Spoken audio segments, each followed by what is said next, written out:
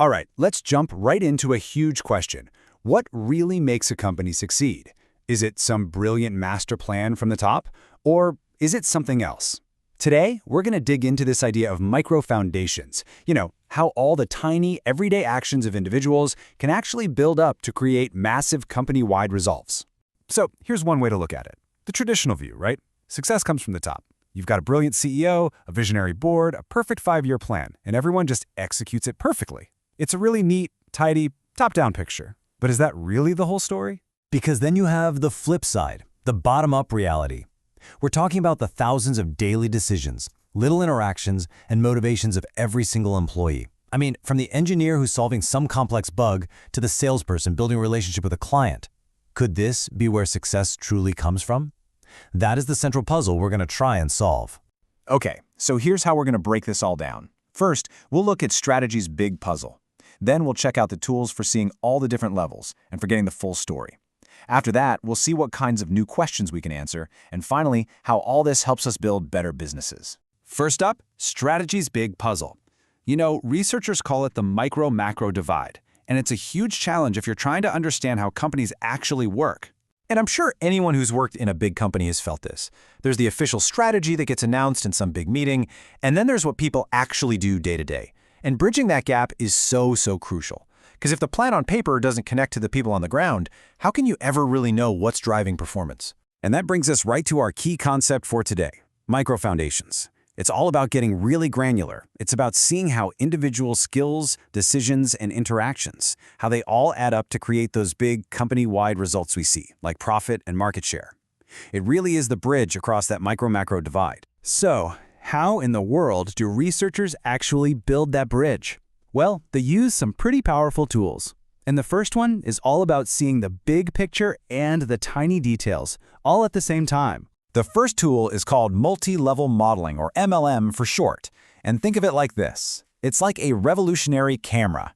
So instead of just focusing on the person right in front of you or the mountain way in the background, this lens keeps the employee, their team, and the entire company in sharp focus, all at once.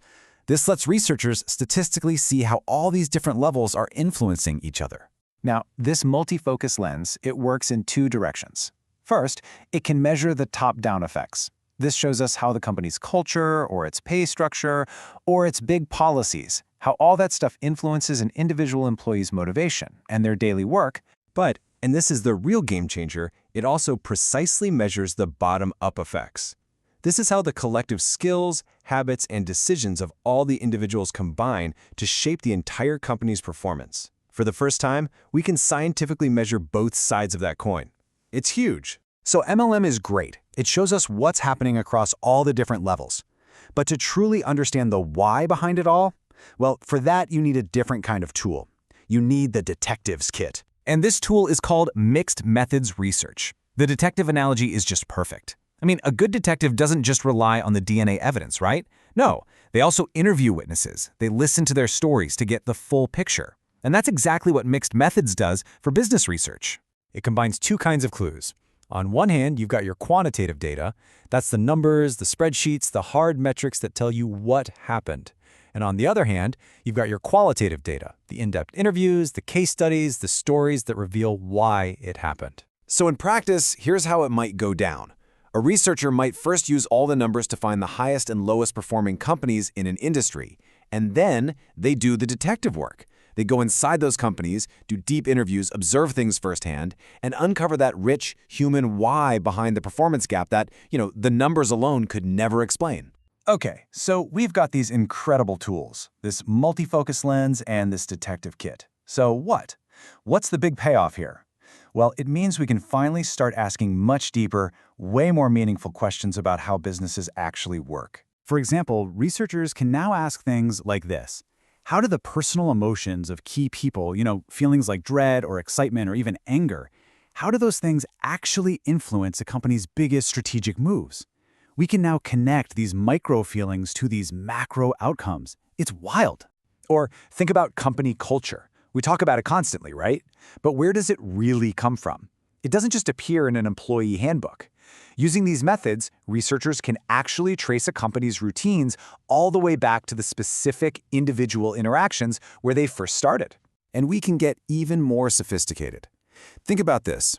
Does employee motivation act like an amplifier?